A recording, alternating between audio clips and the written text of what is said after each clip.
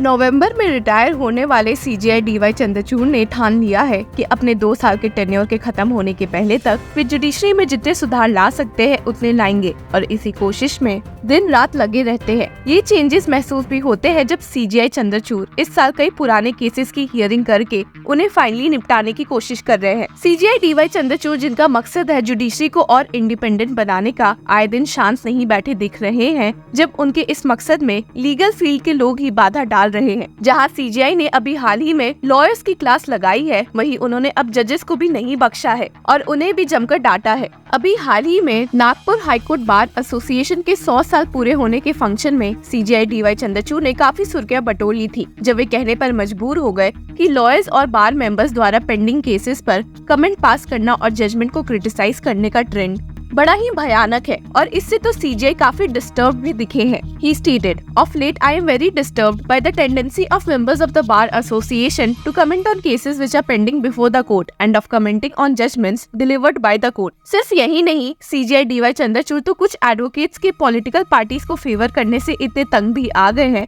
कि वे मजबूर हो गए हैं लॉयर्स को याद दिलाने के लिए कि उनकी असली लॉयल्टी किसी पॉलिटिकल पार्टी से नहीं बल्कि देश के कानून से होनी चाहिए। He stated, "However, for members of the bar, one's highest loyalty must not lie with partisan interest, but with the court and the constitution."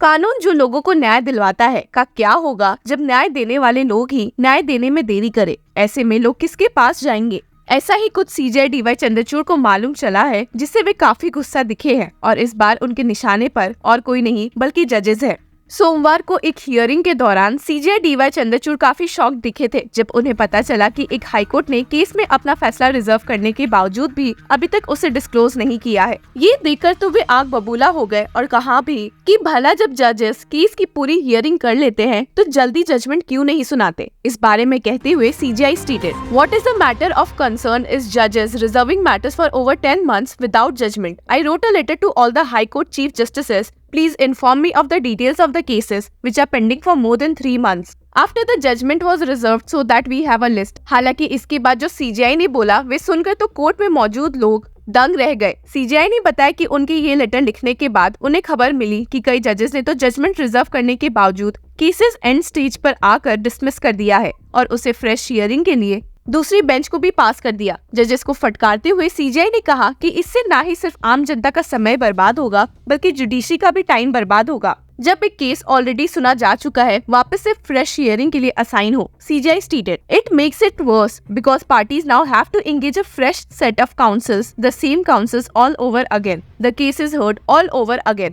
Moreover, re-hearing of such released matters in which judgments were reserved after full hearing would be a complete waste of judicial time." CJI यहाँ शांत नहीं बैठे और जजेस को और फटकारा, ये कहते हुए कि भला 10 महीने बाद उन्हें केसेस याद भी कैसे रहेंगे कि वे जजमेंट लिखेंगे। And stated, "After 10 months, honestly, I do not know whether a judge remembers the matters because oral arguments cease to matter. It's only what you have on paper which you decide the matter on." CJI तो इस case hearing में काफी परेशान भी हो गए कि भला ऐसा ना हो कि हर हाईकोर्ट में ऐसा कोई ट्रेंड देखा जा रहा है। He stated, "We hope this is not a trend at more high courts of the country. We are of the view that releasing a matter at this stage after it has been heard for a substantial period compounds the delay and plight and legal fees of litigants." आप सुनकर चौंक भी जाएंगे ये कि पहला case नहीं है जिसमें सुप्रीम कोर्ट बेंच को ध्यान में गया है जजेस केसेस की हियरिंग को काफी डिले करते हैं और अक्यूज्ड और विक्टिम्स दोनों को ही राहत नहीं देते। अभी हाल ही में बॉम्बे हाईकोर्ट का एक ऐसा केस सुप्रीम कोर्ट जजेस जस्टिस BR गवई और संदीप मेहता की बेंच के सामने आ पहुंचा था, जिसमें उन्होंने पाया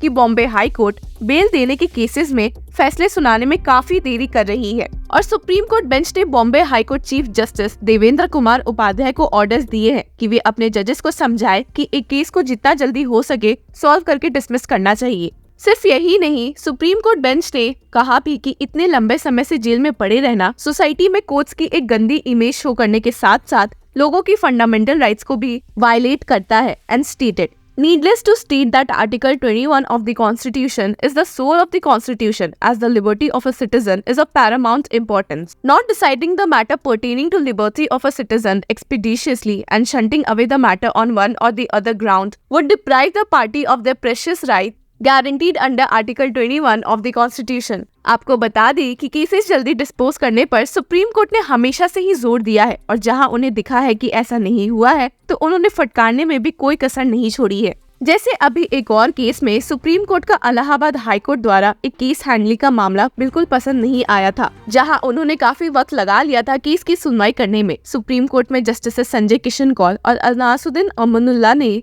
इस केस में कह भी दिया था that if a judgment is not pronounced within 6 months after being reserved, it should be assigned to another bench for a fresh hearing rather than being continued with the same bench। इस case में जो कि supreme court के सामने आ पहुंचा था, an appeal was filed by a convict seeking bail on the grounds of the High Court's failure to deliver a judgment which was reserved back in August 2022। The criminal appeal had been pending since 2014। Hearing में twist तब आया जब assistant registrar of the Allahabad high court inform the supreme court that the judgment had not been reserved. ये सुनकर तो supreme court bench काफी चौंक गई और कहने पर मजबूर हो गई कि ये काफी अनसैटिस्फैक्टरी स्टेट ऑफ अफेयर्स है और ऐसा बिल्कुल भी नहीं होना चाहिए। बात ऐसी है कि सिर्फ हाई कोर्ट जजेस नहीं, सुप्रीम कोर्ट जजेस भी इस मामले में बहुत ध्यान रखते हैं कि ऐसा ना हो कि वे जजमेंट रिजर्व करने के बाद जजमेंट ही देने में देरी करे। एक ऐसा केस हुआ था जिसमें जस्टिस BR गवई ने फैसला देने में 2 महीने लेट किया था। हालांकि उन्होंने कोर्ट से इस बात के लिए माफी मांगते हुए लोगों को सरप्राइज कर दिया था। The bench headed by justice BR Gavai pronounced its verdict on a set of petitions relating to rapid urban development and conversion of single dwelling units into multiple apartments in Chandigarh। The verdict was reserved in November 2022। सिर्फ यही नहीं, एक case की hearing के दौरान supreme court की bench जिसमें कि जस्टिसेस MR शाह और BV नागरत्ना मौजूद थे, कहने पर मजबूर हो गए that though the judgment and order passed by the High Court may not be set aside on the aforesaid ground only, however it is always advisable that the High Court delivers the judgment at the earliest after the arguments are concluded and the judgment is reserved। आए दिन legal field में इसके लोग ही courts के working के खिलाफ काफी दिख रहे हैं और अभी हाल ही में फॉर्मर CJI रंजन गोगोई ने भी जब ये बोल दिया कि judicial activism is not the same as judicial overreach, the former is a peacemaker, the latter is a trespasser, तो देश में एक अलग तहलका मच गया था। आपको बता दें कि CJI DY चंद्रचूड़ का मकसद है कि एक ऐसी जुडिशरी जो इंडिपेंडेंट हो और जिस पे लोगों का विश्वास कायम रहे। सिर्फ यही नहीं, आज के करंट चेंजेस और ट्रेंड्स को देखते हुए भी जुडिशरी में मॉडर्न टाइम्स के अकॉर्डिंग चेंजेस आए तो सही रहेगा और इसी को हमेशा से CJI ने बढ़ावा दिया है। तारीफ और बुराई दोनों से ही CJI चंद्रचूड़ को कोई फर्क नहीं पड़ता है और उसके बारे में बोलते हुए ही has stated as an institution our shoulders are broad, we stand ready to receive both praise and criticism, buckets and brickbats, be it through journalistic pieces, political commentary और on social media। पर बात वही है कि देखते हैं कि क्या कोर्ट्स के वर्किंग में CJI के इस फटकार के बाद कुछ चेंजेस मिलेंगे या नहीं। Till then, keep following law चक्रा।